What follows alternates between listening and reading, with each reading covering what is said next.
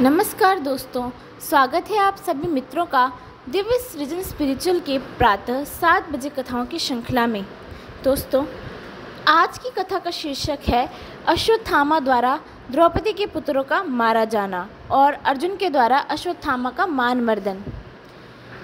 श्री शौनक जी ने पूछा, सूत जी, सर्वज्ञ और सर्वशक्तिमान व्यास भगवान ने नारद जी का अभिप्राय सुन लिया, फिर उनके चले जाने पर उन्होंने क्या किया?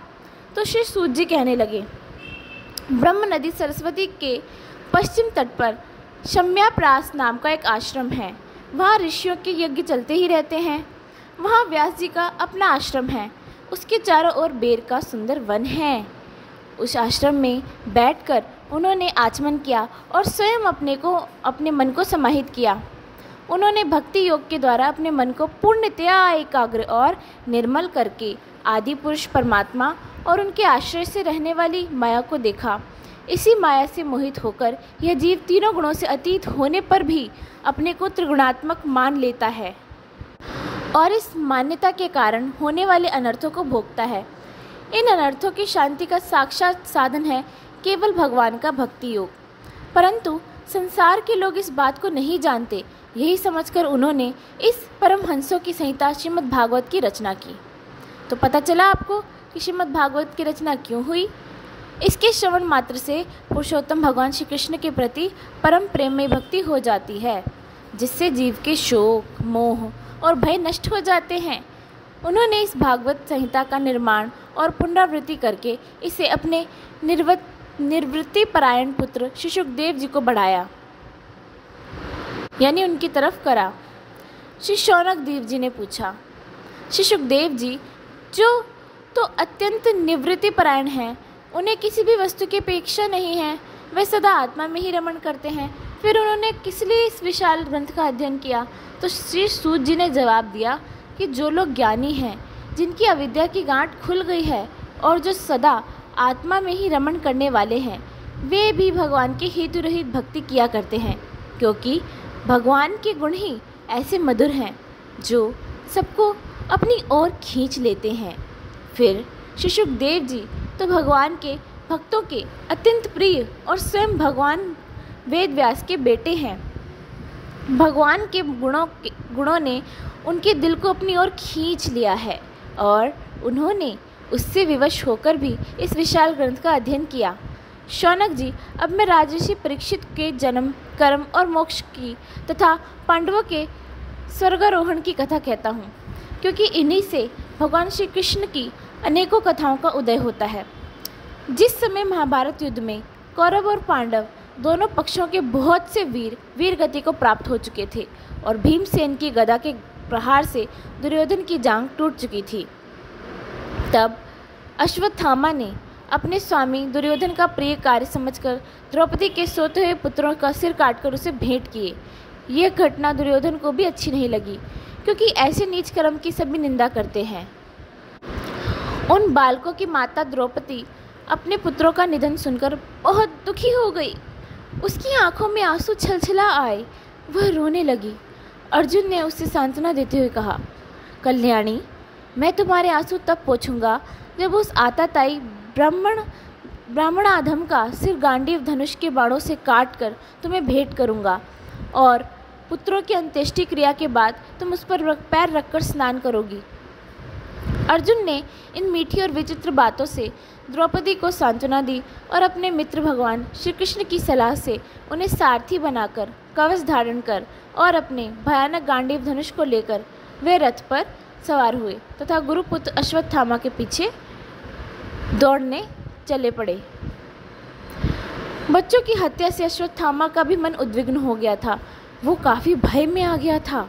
जब उसने दूर से ही देखा कि अर्जुन मेरी ओर झपटे हुए आ रहा है, तब वह अपने प्राणों की रक्षा के लिए पृथ्वी पर जहाँ तक भाग सकता था, रुद्र से भयभीत सूर्य की भांति भागता रहा।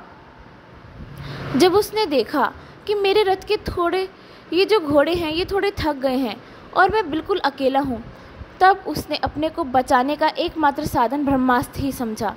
हालांकि उसे ब्रह्मास्त्र को लौटाने की विधि नहीं पता थी, फिर भी प्राण संकट देखने कर उसने आचमन किया और ध्यानस्थ होकर ब्रह्मास्त्र का संधान किया। उस अस्त्र से सब दिशाओं में एक बड़ा प्रचंड तेज फैल गया। अर्जुन ने देखा कि अब तो मेरे प्राणों पर ही आ बनी है। तब उन्होंने श्री कृष्ण से प्रार्थना की।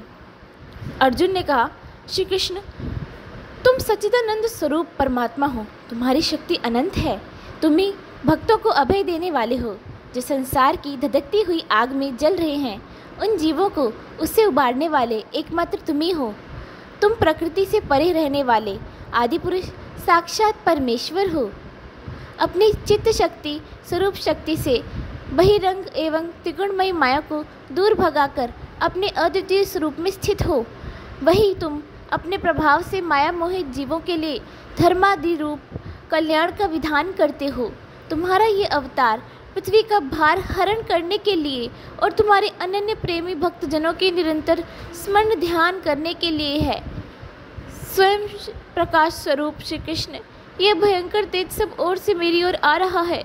यह क्या है, कहाँ से, क्यों आ रहा है, इसको मुझे बिल्कुल पता भी नहीं है। भगवान ने कहा, अर्जुन, यह अश्वत्थामा का चलाया हुआ ब्रह्मास्त्र है। ये बात समझ लो कि प्राण संकट उपस्थिति होने से उसने इसका प्रयोग तो कर दिया है, परंतु वह इसे अस्त्र को लौटाना नहीं जानता। किसी भी दूसरे अस्त्र से इसको दबा देने की शक्ति नहीं है। तुम शास्त्रार्थ विद्या को भली भांति जानते हो। ब्रह्मास्त्र के तेज से ही ब्रह्मास्त्र की प्रचंड आग को बुझा दो। सूत जी कहते हैं, अर्जुन विपक्षी वीरों के मारने में बड़े प्रवीण थे। भगवान की बात सुनकर उन्होंने आचमन किया और भगवान की परिक्रमा करके ब्रह्मास्त्र के निवारण के लिए ब्रह्मास्त्र का ही संधान किया। बाणों से वेष्टित उन दोनों ब्रह्मास्त्रों के तेज प्रलयकालीन सूर्य और अग्नि के समान आपस में टकराकर सारे आकाश और दिशाओं में फैल गए और बढ़ने लगे। तीनों लोगों को जलाने वाली उन दोनों अस्त्रों की बड़ी हुई लपटों से प्रजा जलने लगी और उसे देखकर सबने यही समझा कि प्रलय काल की सांवर्तक अग्नि है। उस आग से प्रजा का और लोगों का नाश होते देखकर भगवान की अनुमति से अर्जुन ने उन दोनों को ही लौटा लिया। अर्जुन की आंखें क्रोध से लाल लाल हो रही थी। उन्होंने झपटकर उस क्रूर अश्वत्थामा को पकड़ लिया और जैसे कोई रस्सी से पशु को बांध ले वैसे ही बांध लिया। अश्वत्थामा को बलपूर्वक बांधकर अर्जुन ने जब शिविर की ओर ले जाना चाहा, तब उनसे कमल नयन भगवान श्री कृष्ण कुपित होकर उन्होंने बोला, अर्जुन, इस ब्राह्मण को छोड़ना ठीक नहीं है, इसको तो मार ही डालो। इसने रात में सोए निरपराध बालकों की हत्या की है। धर्मवेत्ता पुरुष, असावधान, मत वाले, पागल, सोए हुए बालक, स्त्री, विवेक ज्ञान शून्य, शरणागत, रथहीन और भयभीत शत्रु को कभी नहीं मारते, परंतु जो दुष्ट और क्रूर पुरुष दूसरों को मारकर अपने प्राणों का पोषण करता है, उसका तो वध ही उसके लिए कल्याणकारी है, क्योंकि वैसी आदत को लेकर यदि वह जीता है तो और भी पाप करता है और उन पापों के कारण नरकगामी होता है। फिर मेरे सामने ही तुमने द्रौपदी से प्रतिज्ञा की थी कि मानवती, जिसने तुम्हारे पुत्रों का वध किया है, उसका सिर उतार लाऊंगा। इस पापी को मत छोड़ो। इस कुलांगार आतताई ने तुम्हारे पुत्रों का वध किया है और अपने स्वामी दुर्योधन को भी बहुत दुख पहुंचाया है, इसलिए हे अर्जुन, इसे मार ही डालो। भगवान श्री कृष्ण ने अर्जुन के धर्म की परीक्षा लेने के लिए इस प्रकार प्रेरणा की, परंतु अर्जुन का हृदय महान था। हालांकि अश्वत्थामा ने उनके पुत्रों की हत्या की थी, फिर भी अर्जुन के मन में गुरुपुत्र को मारने की इच्छा नहीं हुई। इसके बाद अपने मित्र और सारथी श्री कृष्ण के साथ वे अपने बुद्ध शिविर में पहुँचे। वहाँ अपने मृत पुत्रों के लिए शोक करती हुई द्रौपदी को उसे सौंप दिया। द्रौपदी ने देखा कि अश्वत्थामा पशु की तरह बांध कर लाया जा रहा है। निंदित कर्म करने के कारण उसका मुख नीचे की ओर झुका हुआ है। अपना अनिष्ट करने वाले गुरुपुत्र अश्वत्थामा को इस प्रकार अपमानित देखकर द्रौपदी का कोमल हृदय कृपा से भर आया और उसने अश्वत्थामा को नमस्कार किया।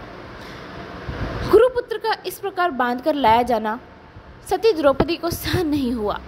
उसने कहा, छोड़ दो इन्हें, छोड़ दो, ये ब्राह्मण हैं, हम लोगों के अत्यंत पूजनीय हैं, जिनकी कृपा से आपने रहस्य के साथ सारे धनुर्वेद और प्रयोग तथा उपसंहार के साथ संपूर्ण शास्त्रों का ज्ञान प्राप्त किया है।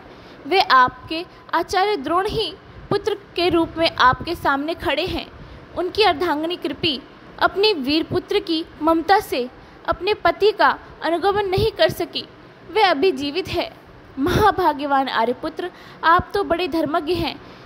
जिस गुरु वंश की नित्य पूजा और वंदना करनी चाहिए, उसी को व्यथा पहुंचाना आपके योग्य कार्य नहीं है। जैसे अपने बच्चों के मर जाने से मैं दुखी होकर रो रही हूँ और मेरी आंखों से बार बार आंसू निकल रहे हैं, वैसे ही इनकी माता पतिव्रता गौतमी ना रोएं। जो अछृंखल राजा अपने कृत्यों से ब्राह्मण कुल को कुपित कर देते हैं, वो कुपित ब्राह्मण कुल उन राजाओं को सपरिवार शोक अग्नि में डालकर शीघ्र ही भस्म कर देता है। सूत जी ने कहा, शौनक आदि ऋषियों, द्रौपदी की बात धर्म और न्याय के अनुकूल भी थी। उसमें कपट नहीं था, करुणा और समता थी। अतएव राजा युधिष्ठिर ने रानी के इन हित भरे श्रेष्ठ वचनों का अभिनंदन किया। साथ ही नकुल, सहदेव, सात्विक, अर्जुन, स्वयं भगवान श्री कृष्ण और वहाँ पर उपस्थित सभी नर नारियों ने द्रौपदी की बात का समर्थन किया। उस समय क्रोधित होकर भीमसेन ने कहा, जिसने सो तो ये बच्चों को ना अपने लिए और ना अपने स्वामी के लिए बल्कि व्यर्थ ही मार डाला, उसका तो वध ही उत्तम है। भगवान श्री कृष्ण ने द्रौपदी और भीमसेन की बात सुनकर और अर्जुन की ओर देखकर कुछ हंसते हुए से कहा। भगवान श्री कृष्ण बोले, पतित ब्राह्मण का भी वध नहीं करना चाहिए और आतताइयों को मार ही डालना चाहिए। शास्त्रों में मैंने ये दोनों ही बातें कही हैं, इसलिए मेरी दोनों आज्ञाओं का पालन करो। तुमने द्रौपदी को सांत्वना देते समय जो प्रतिज्ञा की थी, उसे भी सत्य करो। साथ ही भीमसेन, द्रौपदी और मुझे जो प्रिय हो वह भी करो। सूत जी कहते हैं, अर्जुन भगवान के हृदय की बात तुरंत ताड़ गए और उन्होंने अपनी तलवार से अश्वत्थामा के सिर की मणि उसके बालों के साथ उतार ली। बालकों की हत्या करने से वह श्रीहीन तो पहले ही हो गया था, अब मणि और ब्रह्म तेज से भी रहित हो गया। इसके बाद उन्होंने रस्सी का बंधन खोलकर उसे शिविर से निकाल दिया।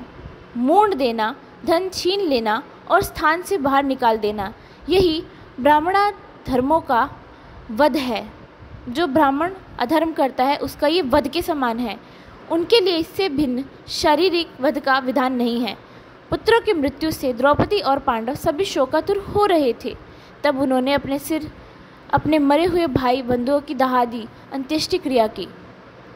तो दोस्तों, कैसी लगी आपको ये कथा, आप मुझे ज़रूर बताइएगा। और अगर मुझसे कहीं कोई त्रुटि रह गई हो तो भी मुझे उसके लिए क्षमा कर दीजिएगा। तब तक के लिए मैं अपनी वाणी को यहीं विराम देती हूँ। आप सभी मित्रों का बहुत बहुत धन्यवाद।